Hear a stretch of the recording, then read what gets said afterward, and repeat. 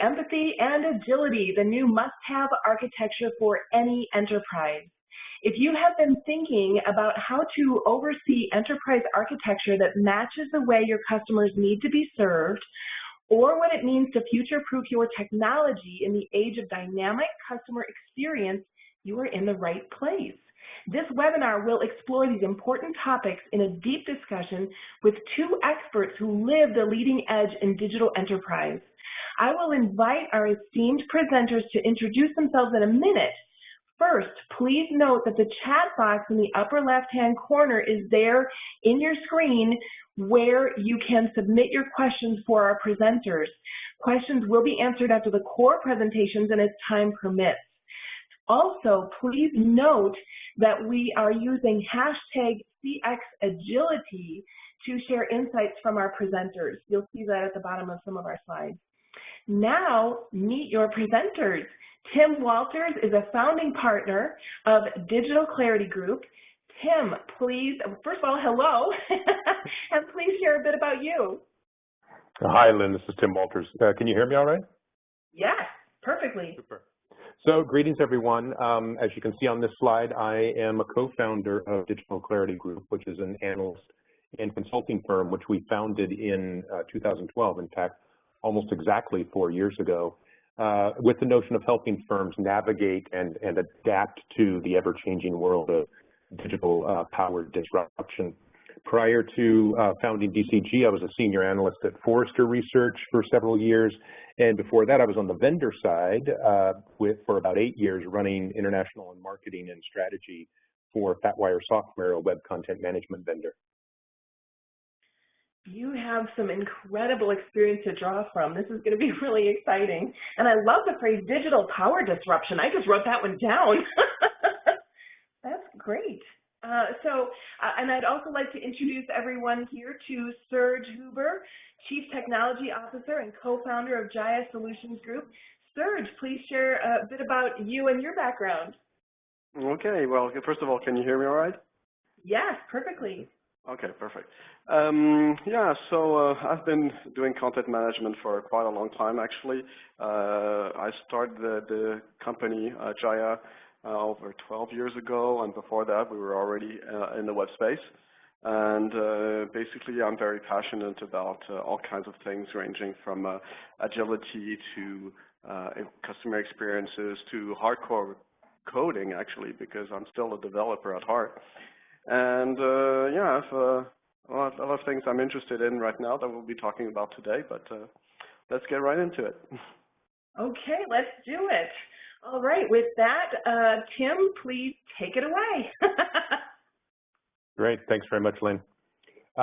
So the title, as you see, is Keeping the Promise of Customer Experience. And hold on. So, let me say before I start that my normal gesture at the start of a webinar like this is to, like a musician on stage, whatever city they're in, I like to say how excited I am to be talking about this very important topic, and et cetera, et cetera. But really, in all seriousness, I deeply believe that the core issues that we'll be addressing today, that is in both of these presentations, in promise and promise keeping to customers, empathy, and the values that we have or we ought to have at the heart of our relationships with customers, privacy, data sharing, data access, control. These are, I think, genuinely the most crucial questions for all of us, that is, us as consumers in our relationships with brands and companies, and us as employees of those companies as we try to understand and respond to what it means to offer great customer experiences. So as you see, a very simple agenda for me, 3 parts or 3 chapters, kind of, the art of the promise, don't ship the org chart, and then as promised in some of the tweets earlier this week, some thoughts on future-proofing. So to begin with, I'd like to ask each of you to think of a promise that you've made. Maybe you made this promise very recently, maybe a long time ago, maybe it was what we might consider a trivial promise, like, can you loan me a pen? I promise to give it right back. Perhaps it's something more significant, like a promise to deliver some work, or to call your parents every Sunday, or a marriage vow, really. But the fact is that we all make promises all of the time. Human society probably is inconceivable without promises. And business endeavors certainly are impossible without promises because legally, contracts upon which all businesses ultimately depend, at least in our societies, are defined as nothing more or less than a legally enforceable promise that involves some consideration in exchange. And finally, if your job is related to marketing, and I think that's true for many of you on the webinar, then you are in effect a professional promiser. And there is an old adage that marketers, and perhaps marketers and sales, but let's say marketers are the promise makers of a business enterprise. And yet, despite the fact that promises are so common and so indispensable, they have in fact puzzled or indeed stumped philosophers since, well, the dawn of human reflection. So for example, the Scottish philosopher David Hume said that promise making is the most mysterious and incomprehensible operation that can possibly be imagined. But what makes promises so hard to understand? Well, to start with, think about the implications of making a promise for us as what we believe we are, that is free, rational individuals. So on the one hand, a promise creates an obligation to fulfill the promise.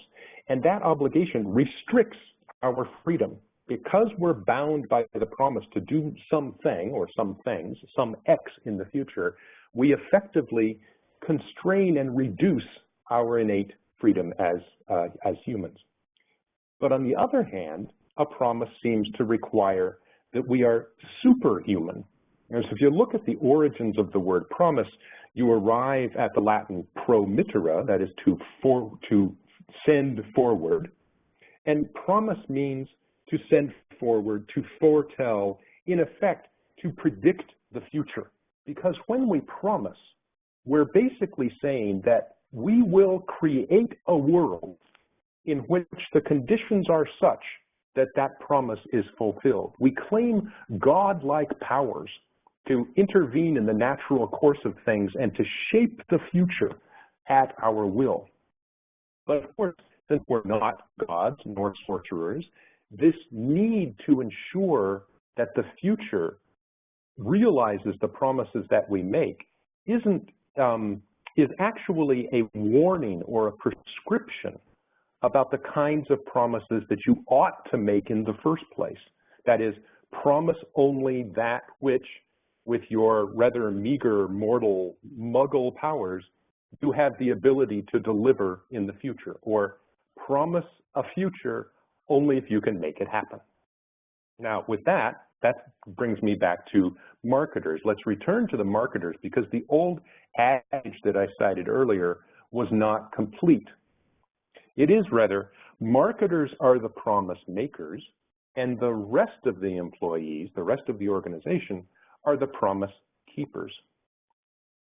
Now, the fact is that there was, and there still is, unfortunately, often a gap between what marketing promises and the organization delivers. Just a tiny little gap, or granted, maybe in some cases, a huge yawning abyss.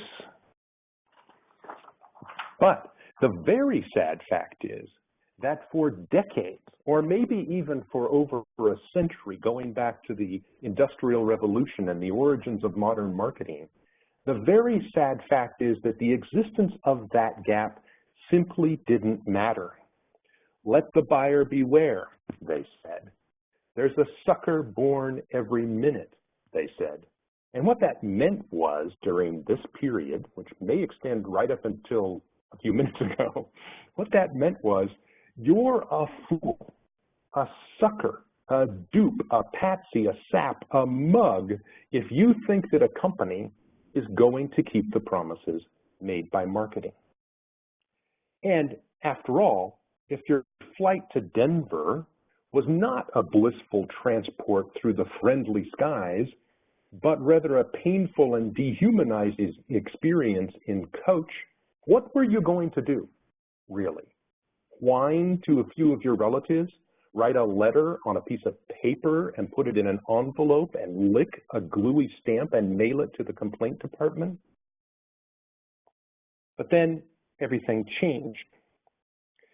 Social platforms and mobile computers, that is ubiquitous connected devices, not only arm consumers with a very large megaphone with which to air their complaints, they also provide a very, very efficient system for learning about deficiencies and avoiding them in the first place. And so I'm warning all of you not to go to this particular hotel, and I wrote a review about it in TripAdvisor many years ago.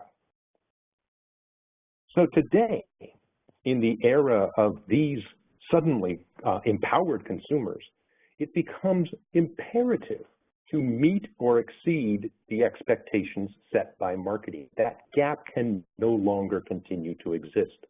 The judged quality of a customer experience is a direct reflection of the delta between the customer's expected experience, the experience they expect to have, and their perceived experience, the experience they actually have. Not the one that you think they actually have, the one that they perceive they actually had, and that's all that matters. And at DCG, we express this formula in this fake mathematical formula, which is a twist on the disconfirmation theory of customer satisfaction. So the delta of customer satisfaction or customer experience is the difference between the expectation and the perception. Now, for the sake, in other words, for the sake of customer experience, the promise makers and the promise keepers now need to be in complete alignment. Now, my friend and colleague Robert Rose last year published this book with Carla Johnson, and he argues there that this alignment between promise makers and promise keepers can be achieved if marketers step up and take responsibility for the delivery. Basically, and I'm reducing his very subtle argument here quite crudely, basically he believes that marketers need to take charge and lead the enterprise in the name of customer experience. My response to that crude version of his argument is to say, I think that's too much to ask of marketers, at least in the short term. But what clearly has to happen, one way or another, is that marketers and the rest of the organization work in harmony to ensure that the company keeps the promises that it makes and makes only the promises that it can keep. So the question is, how can we make that happen? How can we make our promises attractive? That is, how can we set desirable and differentiated expectations? And how can we create and deliver a future world that meets or exceeds those expectations? How can we be sure that we keep our promises? Steven Sinofsky, who some of you may recognize, is a former president of the Windows division at Microsoft, and now he's an advisor at the investment firm Andreessen Horowitz.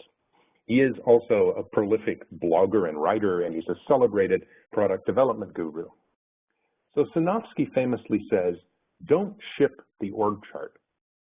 That is, evidently, don't make the mistake of allowing your internal structures and divisions and departments to be expressed in the products and services that you offer. In short, don't air your dirty laundry. Which is quite funny as a sideline, since this is exactly what Microsoft did for so many years in this famous mock org chart of Microsoft where the divisions are arguing and warring with each other. But still, you know what Sinofsky is after, and we hear this quite frequently. Remember, customers don't care about your lines of business, your P&Ls, your workflows, your turf battles, your regulatory constraints. The customer experience should avoid reflecting any of these organizational concerns or features. Now, that's far from easy to do. And in fact, it's quite remarkable that we've been talking about the need for outside-in customer relations for 5 or 6 years or more, yet so many companies, most companies by far, are still tripping over and broadcasting their internal arrangements and arguments. Or maybe it's not so remarkable or surprising that it's hard to achieve that outside-in approach. Because it turns out, when Sinofsky said, don't ship the org chart, he didn't actually mean ship what the customer wants, not how you're built. In fact, I think he meant exactly the opposite. Don't ship the org chart isn't a warning about something you should avoid. It is a statement about something that is unavoidable. You will ship the org chart. It is inevitable. It is inescapable. It is preordained. It is like a natural law of product development and product marketing. And indeed, Sinofsky's saying is an expression or an application of Conway's law. Dr. Melvin Conway was a computer scientist working at Datamation in the 1960s. And as usual in these cases, his law is really an observation. And he said, organizations which design systems, and note he says design systems in the broad sense used here, organizations which design systems are constrained to produce designs which are copies of the communication structures of these organizations. And this is sometimes reformulated as the system being produced will tend to have a structure that mirrors the structure of the group that is producing it.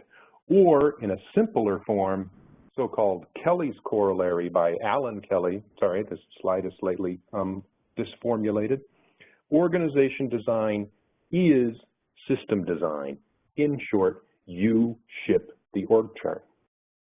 Now, Conway's law was intended to describe software product development, and research has in fact shown that this kind of mirroring does take place when software teams produce software. But he also said when they design systems in the broad sense discussed here, and it's also clearly at work. This law is also clearly at work in other realms and at the broader organizational scale.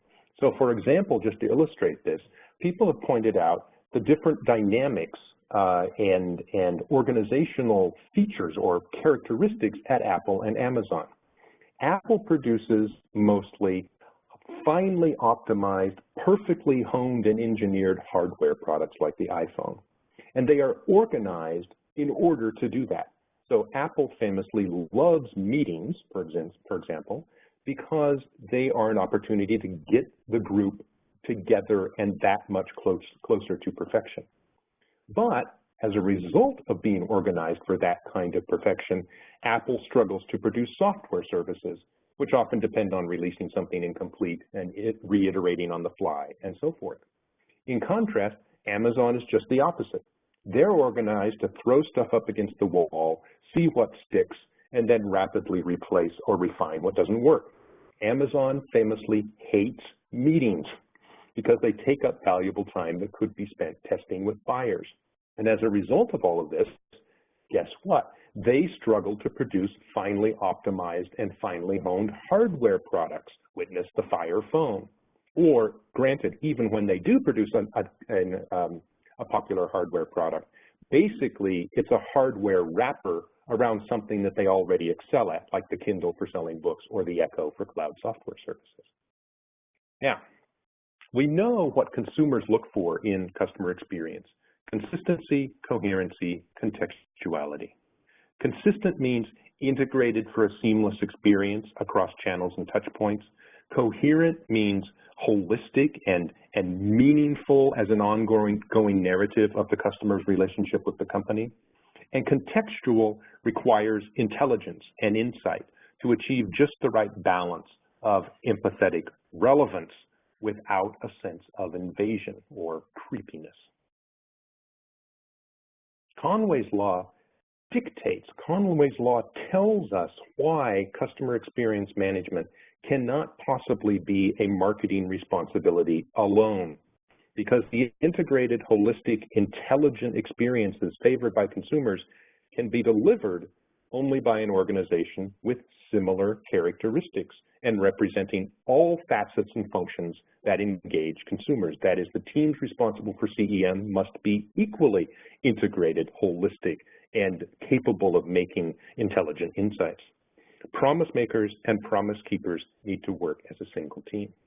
Now, finally, this points to a path that Conway and Sinofsky, at least Sinofsky in terms of his famous saying, did not explore. Namely, as the experience mirrors the organization, according to Conway, I think the organization reflects the tools and technologies that people rely upon to communicate, support business processes, inject intelligence and insight, orchestrate complex experiences, etc. In other words, even the most well-connected and well-intentioned organizational structure for customer experience, even if you follow the letter of Conway's law, even that kind of structure will be defeated if they are faced with or have to try to work through fragmented and siloed and disconnected applications, data, and tools.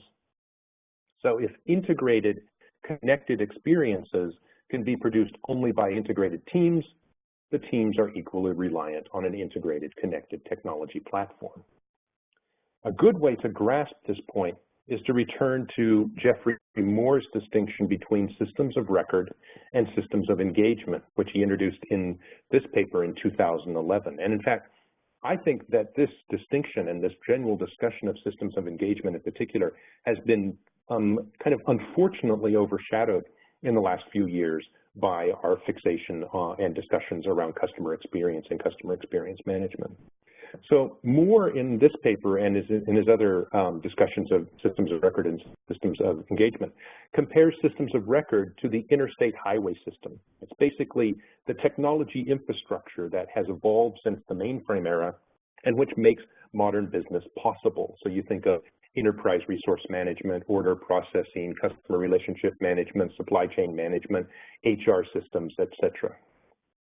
Now, it's fair to say that in this discussion, the word systems in systems of record basically means software applications of record.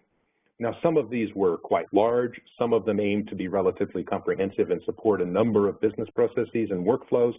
But, and I would even say, but much to the dismay of companies now struggling with legacy infrastructure, these systems of record were, for the most part, designed to work in isolation as closed applications.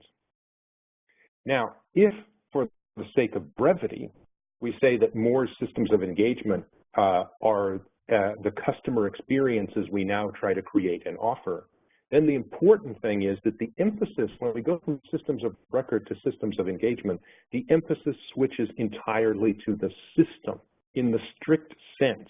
That is, an organized, purposeful structure made up of interrelated and interdependent elements that work together to achieve a common goal. The engagement in a system of engagement is in effect or an output of such a system. And only this kind of integrated, systematic approach to supporting, offering, and measuring experiences can hope to match and meet the consumer's holistic perspective of their relationship to the company and meet their demand for consistent, coherent, contextual experiences we saw earlier. Of course, this approach to customer experience management involves more than the technology environment. The system of engagement includes all of the elements that contribute to that experience. But on the other hand, as digitization continues to spread and accelerate, more and more elements of a customer experience rely upon or find expression in a technical component. And from the technology perspective, the most important consideration is that it must remain adaptable and responsive to known or unknown or even unknowable changes and shifts in conditions in the market, in the device or channel landscape, in consumer appetites, etc. And this adaptability or flexibility or agility, these are essential characteristics for the technology layer and for the customer experience management system as a whole. It's not, as we used to think, reliability and repeatability of the output that matters, but rather resilience and agility. And that, finally, is one way of thinking about an answer to the question that's been posed on Twitter in the run-up to this webinar. What does future-proofing your technology mean? Future-proofing, I think, for customer experience management is not like waterproofing or soundproofing. It's not about shielding the technology from the future, nor in the tech realm simply about taking steps to avoid obsolescence, which we normally think of as future-proofing a technology. Rather, future-proofing a system for customer experience management means the opposite, exposing it to the future rather than shielding it, opening it up to change and even volatility rather than protecting it. In short, future-proofing means recognizing and designing for the fact that the proof for customer experience is always in the future, in the sense that however well or poorly you've done up until this very moment never really matters. Or rather, no longer really matters. Every angry customer service tweet, and we've all written these ourselves, really discusses the past. But what it really amounts to is X happened to me. What are you going to do about it? It's asking the company to make a new promise in which they will make amends for what happened to you at some time in the future when they keep that promise. Now, agility is not the most unproblematic term. For one thing, it's burdened with all of the discussions and all of the legacy and all of the, frankly, the civil wars around agile software development. But if we focus, for our purposes, on the central meaning of the word agility for agile software development, that is mobility, nimbleness, quickness, then I think it's a good name for the central requirement of a future-proofed system for customer experience management. Now, let me just conclude by recapping the main points. Empowered consumers impose a strange new task on enterprises, keeping marketing's promises. It's the shift from pathetic to empathetic in your relationship to customers, if you can make it work. Customer experience is a system in the strict sense. Thank you, Melvin Conway. And as a system, it requires a systematic response on the part of the organization that's trying to meet the expectations of that system. And agility means the primary requirement for designing this kind of system is to be able to respond to unknown or even unknowable future requirements. Thanks very much, and I'll turn it back over to Lynn. Wow. That was fascinating, amazing, and very thought-provocative. So I've taken many notes, and I'm sure everyone else has too. Thank you so much. So we will be taking some questions in a bit, but for now, I would like to invite Serge. Are you ready to share a little bit more about all of this? Well, it's going to be a tough act to follow, but I'll do my best. Okay, so let's get right into it. Mm-hmm. So I'll talk about a few things, but really I want to go from what Tim was talking about, the empathy and privacy, empathy of customer experience, and move in also into the privacy side of things, which is also essential to how you interact with your customers. So one of the things that's really important with what I call digital agility is that it gives you a really strong way to deliver responsive customer experiences.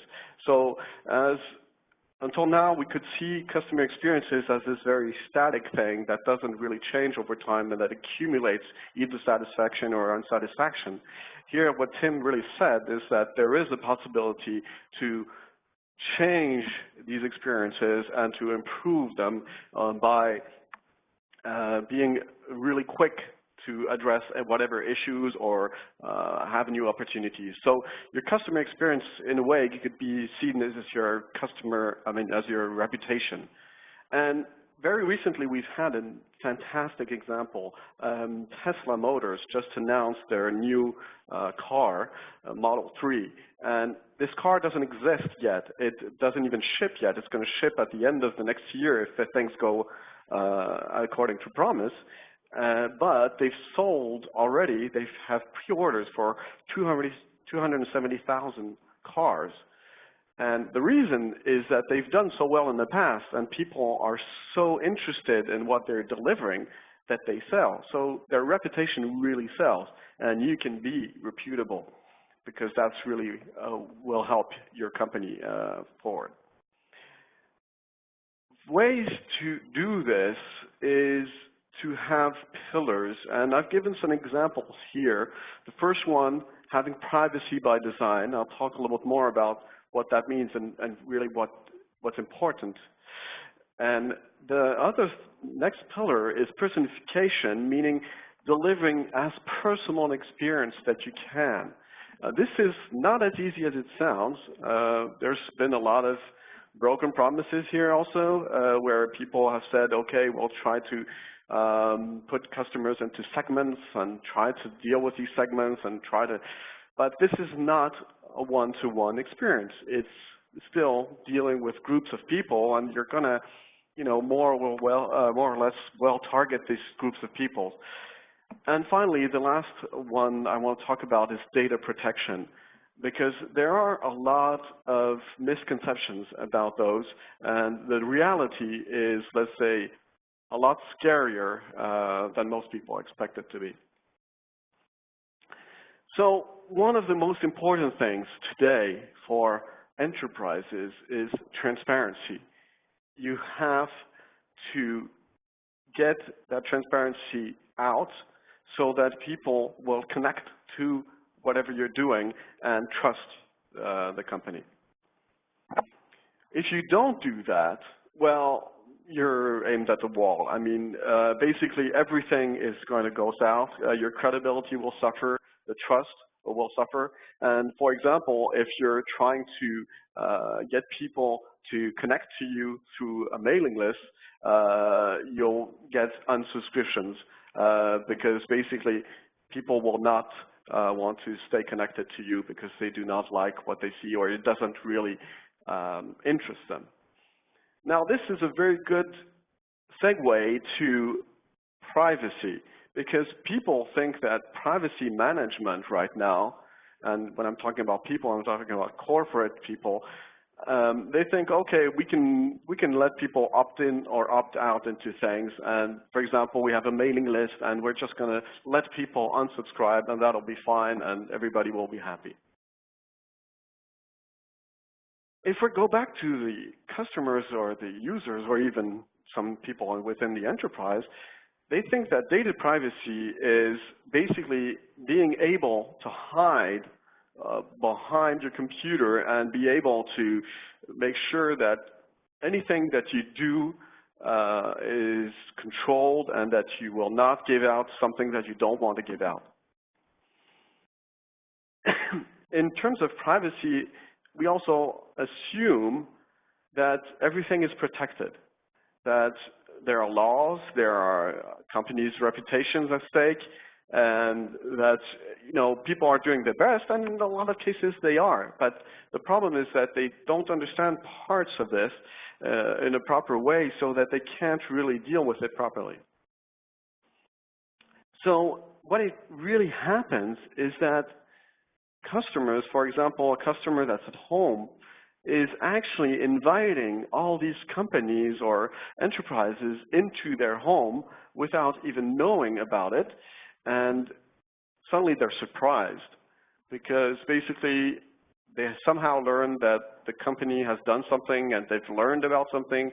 And there's this very popular example of Target learning that this woman was pregnant before even she knew it, and even worse, her dad learned about it before her.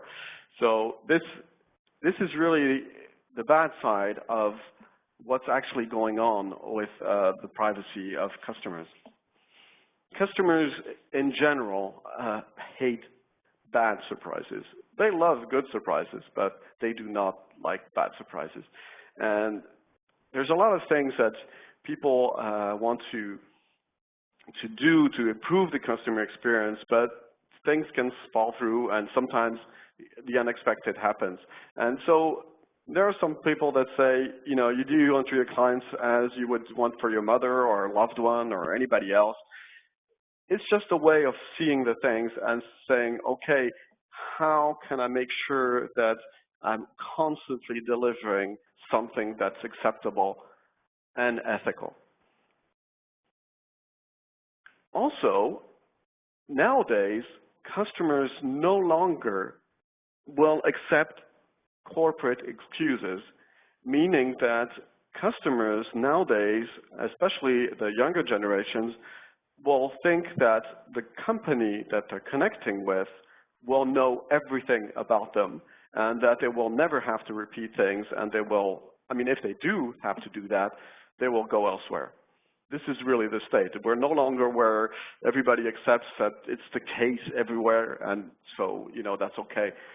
But the reality is that companies are still organized this way and are struggling with these transitions because they're not easy. So instead of having a unified profile of the customer and understanding who he is and what he's gone through with the company, you have all these bits and pieces of the customer experience that are in reporting systems, sales systems, content management systems, support, analytics, marketing automation, identity management, customer relationships, and finally business intelligence. This is just a few of the ones that are present in some companies that illustrate really the problematic of trying to unify the view of the profile of the customer, which is the hard part to do for a lot of enterprises. Now, if we look at privacy itself, companies tend to think of privacy as a legal obligation and something that's hindering them more than helping them.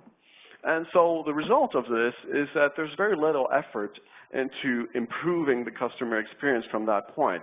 And this is just an example here of what you will find by browsing the web, where you have these cookies bars that appear because the European Union has required that these things appear the first time a website uses cookies.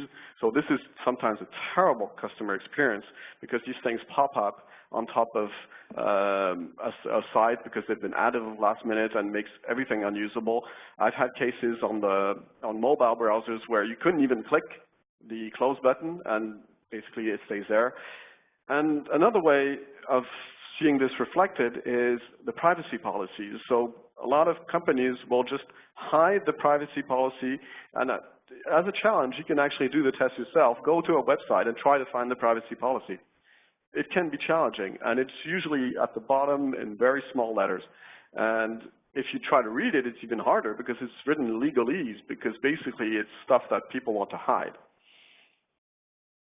But things are changing now, and customers are demanding a lot more. And as Tim very well illustrated, they're empowered now to be much more vocal and be much more influential over the customer experience and the perceived customer experience of other customers, which is even worse. So now companies do have to think about privacy as an important part of the customer experience, but there's a lot to be done in that regard. So an example here is browsing the CNN.com website for the first time. And here, basically, we're using a plugin called Ghosterify that you can download for Chrome. And what happens is there's one single website and 66 external trackers on that website. What this means is that if a person is coming to CNN.com, 66 trackers are sending data not only to CNN, but also to other companies. Another example of an experience that nowadays can be done is with the Internet of Things, there's new opportunities. And I want to show here, this is part of a demonstration I gave at Java 1 last year. And it's an example where using Internet of Things, we want to improve the shopping experience. in this example also, there's possibility of reducing healthcare costs because basically we're trying to avoid people to have to carry heavy drinks. And finally, it's also a very good example of a brick and mortar to online digital transformation. So let's look at this scenario. So this scenario uses beacons that are distributed throughout the floor space and that are great for indoor positioning. So this means that we can actually know where the customer is at any point while he's walking through the floor. Now, let's look at the example scenario. So the customer is entering the shop, so we know when he enters. Then we see him going to the soda aisle, and he browses there for a while. Then he goes to the alcohol aisle, where there is a digital signage which actually displays a video, and this video is some kind of advertisement for an alcohol product.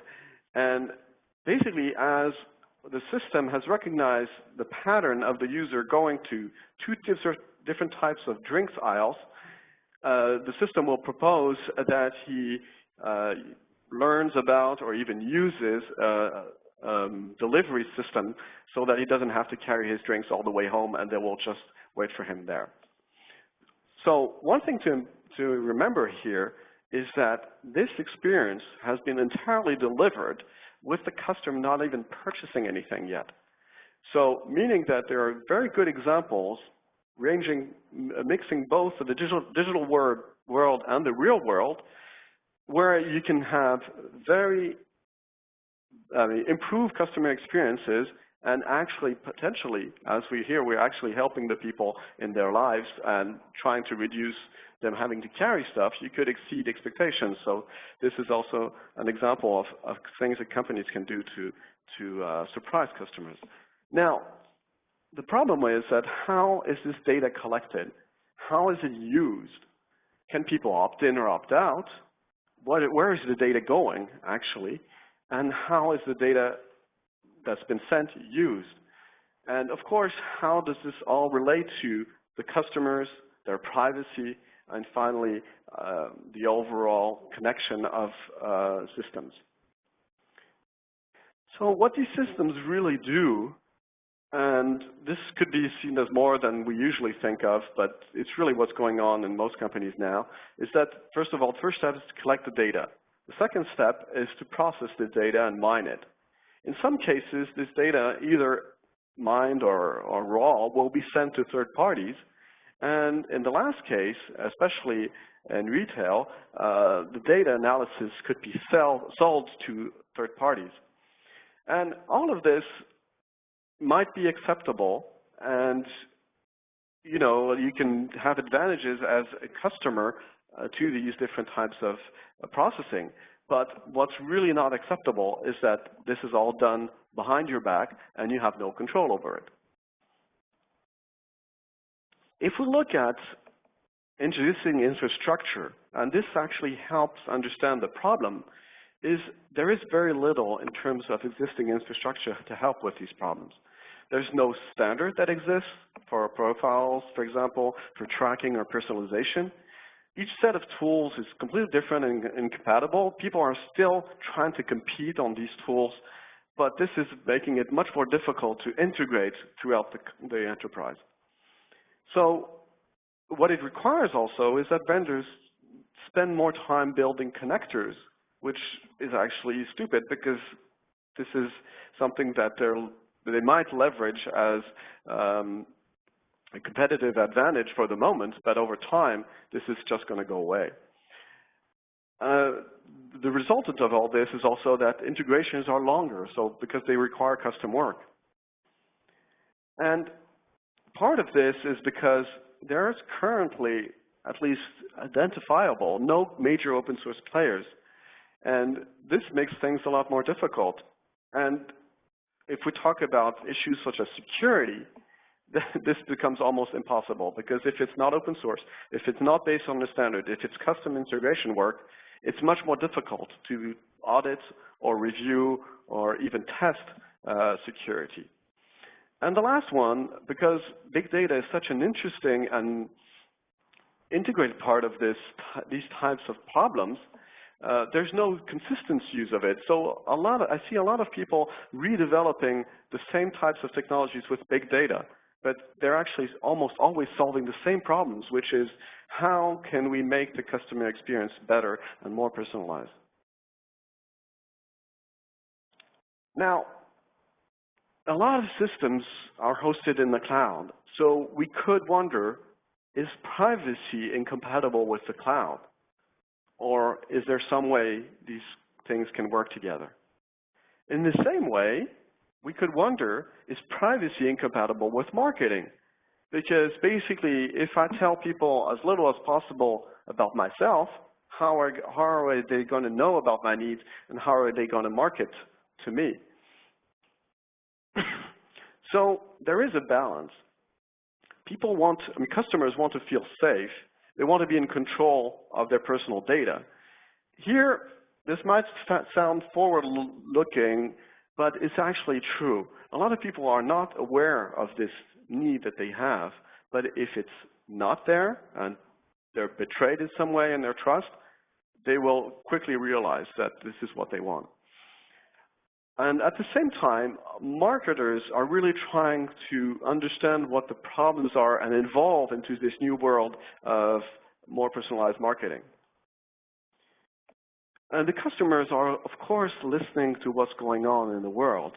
And this is just an example of some of the issues of privacy breaches, data breaches. Some of them are very scary because basically a company called LastPass database of passwords got hacked. So these are people selling a cloud service that hosts passwords, and they got hacked. Fortunately, their encryption was good enough, so nobody got hurt, but still, it's pretty scary. So what we've been trying to do is trying to look at how can marketing tools be more transparent, more ethical. And one way to address privacy is say, okay, we're going to control all of it, so we're going to do everything ourselves. As a company, we're going to say, okay, we want full control, so we'll do all of it ourselves. But it's difficult because there's a lot of things that can go wrong. And these are just a list of some of the points that you need to be careful about. But doing it all by yourself without any infrastructure or vendors even could be difficult. Also, trust is very complex. It's a mixture of very different things. There's ethics in there, transparency, control over data, access of data, security, technical security, and also human security, and finally auditing in terms of what happened when. So I want to talk quickly about You-Know-Me. What is Apache You-Know-Me? In the current trends in the market, we see one of the big ones is the Internet of Things. The Internet of Things is generating huge amounts of data, potentially, and this needs to be processed that way. So a lot of people are looking at big data to address this need. But there's something missing in the equation here. So what's missing is the user context, because basically the Internet of Things, these devices are purchased by someone, they're installed by someone, they're used by someone. And these people are not only present through Internet of Things, they're also present through web browsers, mobile devices. So this is where You-Know-Me can help, because You-Know-Me will help keep and manage that user context throughout all these different devices that might be connected to them. And You-Know-Me can also act as a relay to big data solutions. So we didn't want to build this initially. We were hoping to find something. But once we realized that there wasn't much in terms of solutions, we decided to do two things. Not only work on an implementation, but also work on a standard, because basically some vendors already exist in this space.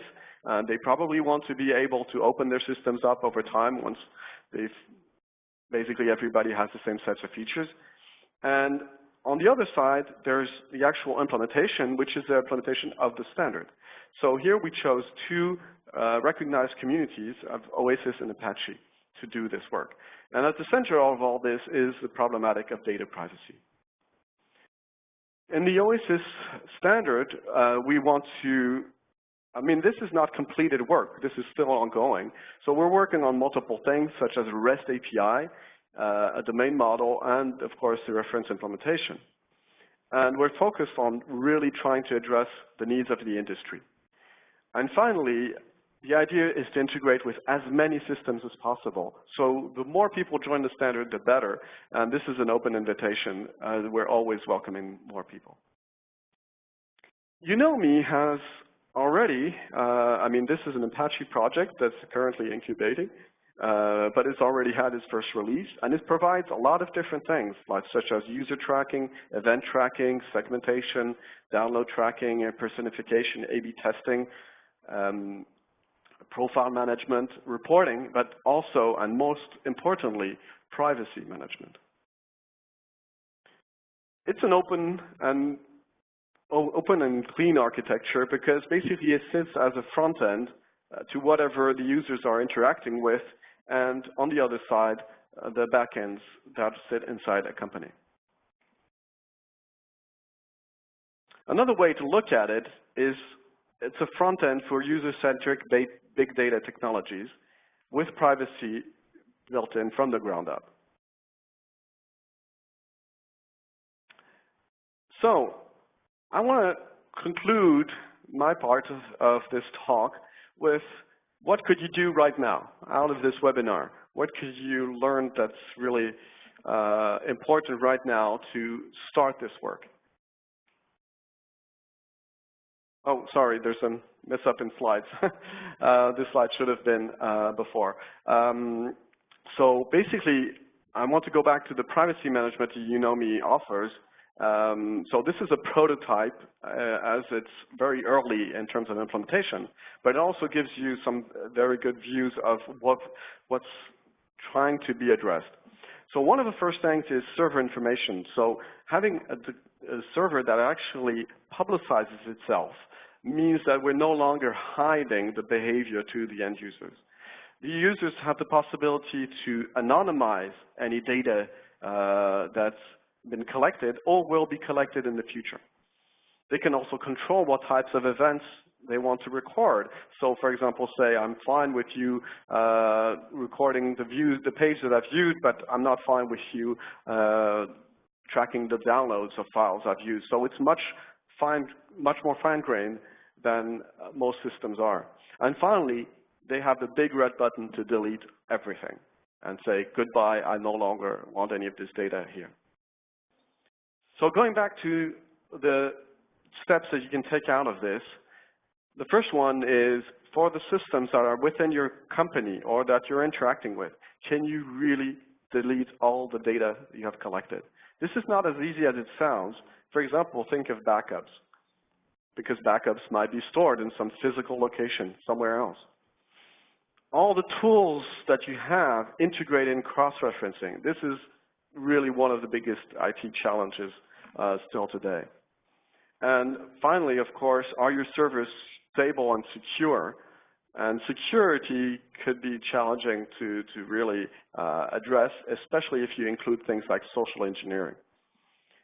Another thing you can do is simply download Chrome's Ghosteroid and look at some of your systems or even systems of other companies or such as your competition and see what is going on with the data and how is that helping or hindering privacy. And finally, if you're interested, try out Apache Unomi and see what it can do for you. Because it's out there, it's free, anybody can use it, and it's now part of the common public infrastructure. Okay, I was a bit long, I'm sorry, but I think we still have some time for some questions. We do. This was so fascinating. And I think this is information that, you know, it's what you said, we sometimes take these things for granted. So this is fantastic. We have several questions and only a few minutes, but let's go for as many as we can get in that time. So a question for you, Tim. Can you say something more or maybe give some examples of what you mean by this idea of future-proofing and, what does that mean to be maybe open to change rather than withdrawing from it? What can that? Yeah. Could you say more? Yeah, I'll just very quickly, since we're close to wrapping up. So two things here. One kind of, I guess, a high-level example. I was just at a CMO summit in Ireland with about 50 CMOs, and in one of the roundtables there, they were discussing technology infrastructure, and the primary request or complaint/request among these marketing leaders was that they wanted to try to find ways to put pressure on vendors to open up their systems and to use more of kind of shared standards precisely for to avoid the kinds of problems that Serge was just talking about. That is, having to build connectors over and over again for the same problem, or having to create a lot of custom code in order to connect systems and so forth. And I think that's an interesting expression that the marketing leaders were so attuned to this kind of technical requirement, or the desirability of that openness in the technology. I think it's going to be hard to get vendors to go along with it for the most part, because vendors are not naturally incented to care about integrating with systems that they don't own or sell. But I think we're headed in that direction with some of the open standards. The other thing that's interesting at a more detailed level is that there's a book that some of you may know by the economist Nicholas Taleb, who most famously wrote the book some years ago about the black swan.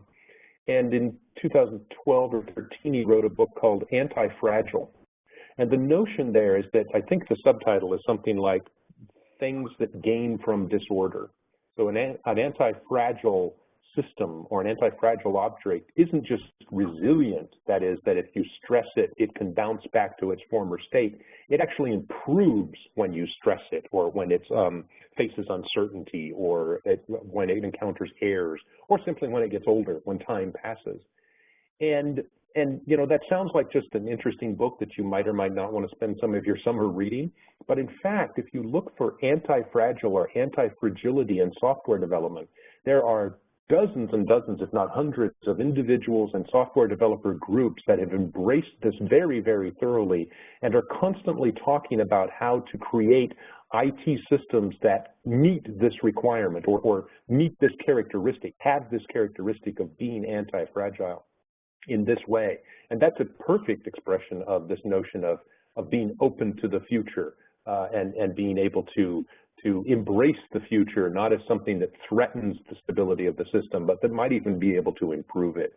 And so you know, I'm not a developer by a long shot, but things like microservices are being highlighted as one of the ways in which today's software developers can begin to move towards something like an anti-fragile system. Thank you. Absolutely.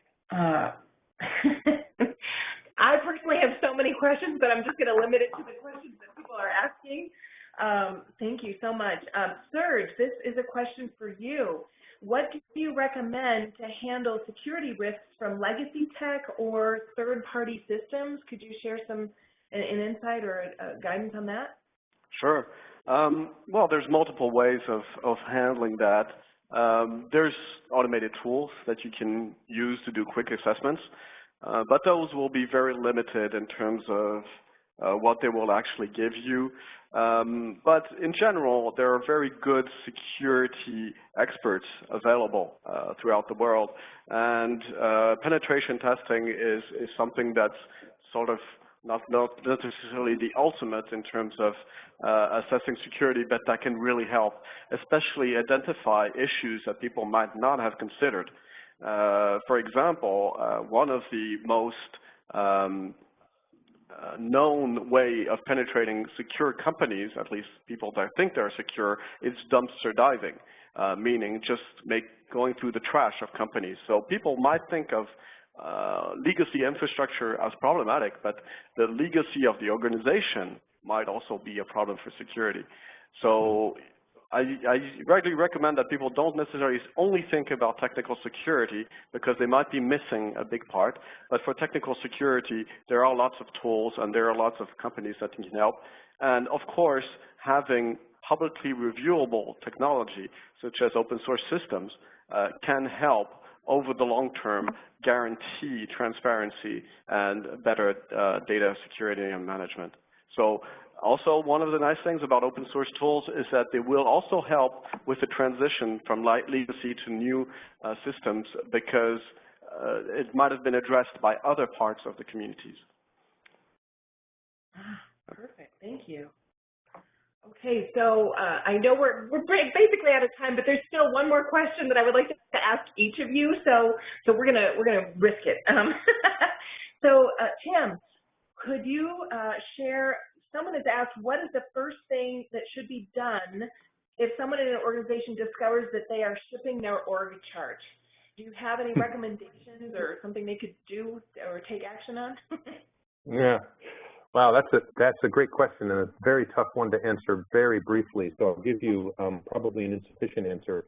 One way to approach that particular issue and to really begin to make some serious headway with customer experience in general is to not think of customer experience as the totality of all of the touch points and interactions that you have with a customer, with a single customer, let alone your millions of customers altogether, because that quickly becomes one completely overwhelming. You don't know where to begin. You don't know what's going to make a difference and what to measure and so forth. So instead of that, and here again, and also if you think you're shipping your org chart, don't try to change the organization, but rather take one high value, high impact part of the customer experience, what we call customer journey, such as onboarding at a bank or onboarding at a cable company. And you know that very often things go awry, or maybe you don't know, but study where things are not working or where there are problems or where there are non-optimized parts of this journey, which basically goes from the time somebody decides they want to be a new customer of your cable company until the truck shows up and installs their equipment and they pay their first bill. Then that journey is over. So it's time-bound, it's space-bound, and you can identify the people who ought to be addressing that problem. And then you can pull them out of their existing departments or existing organizational structures and say, you from the web team and you from the call center and you from the field technician team and et cetera, your new job is to optimize and perfect this particular journey. And you've just created a new org. And that org, when you do now ship your org chart, that org chart, it corresponds directly to the customer concerns in that journey. So you've solved the problem, at least in that one facet of the overall organization. Excellent. Thank you. So much to think about, Serge, here is, and this will be our last question, so thank you everyone for hanging in here, but Serge, to what extent does technology debt affect an organization's ability to be agile? Well, again, that's a very good question. Basically, it's very interesting because ourselves at Jahia, we have now technology that has evolved over time. And so a lot of the lessons learned were learned firsthand because we've had to deal with changing the actual technology that's the root of our company. And a 12-year-old company in the technical business is already an old company. And so agility and making sure that you can change, manage the change as fast as possible and constantly keep that challenge open is really important. And for the last years, we've focused on that, basically trying to make sure that we can change and evolve things faster, and for us and for our customers. And that at the end reflects throughout all of the company, people are generally happier inside the company. Customers are happier because they're getting better delivery and something that fits their needs better. And when dealing with very legacy infrastructure, for example, if I think about airlines, they have very old software platforms. And what they're doing, and this is exactly what Tim mentioned, is building microservices on top of these legacy systems so they can continue the transition to newer systems. And so trying to make these parts smaller makes them more agile, and then you can transition them bit by bit and make sure that you deliver something good. And at the same time, continuous integration tools, for example, are really great because they make sure you keep on top of things as you're managing the change. And so here, really, we've had experiences on both sides, either our customers or in-house. And I'm trying to make this short, but there's a lot to say there. There is so much to say on this. This has been a fascinating topic. There's more to say, clearly, but we are unfortunately out of time. The good news is that we now know what hotel not to go and visit, so thank you, Tim. So, okay, well, while we have more questions on this, we may have to follow up with this, information in another way. So please expect an email on that. And warm thanks to you and appreciation for you, Tim Walters, and to you, Serge Huber, for sharing these insights from the leading edge for enterprises. This has been a fascinating discussion, and thank you very much. Thank you. So, okay, thank you, well, thank you. Thank you, everyone, for attending. Please check your email and watch for our next webinar. Thank you for now. Bye.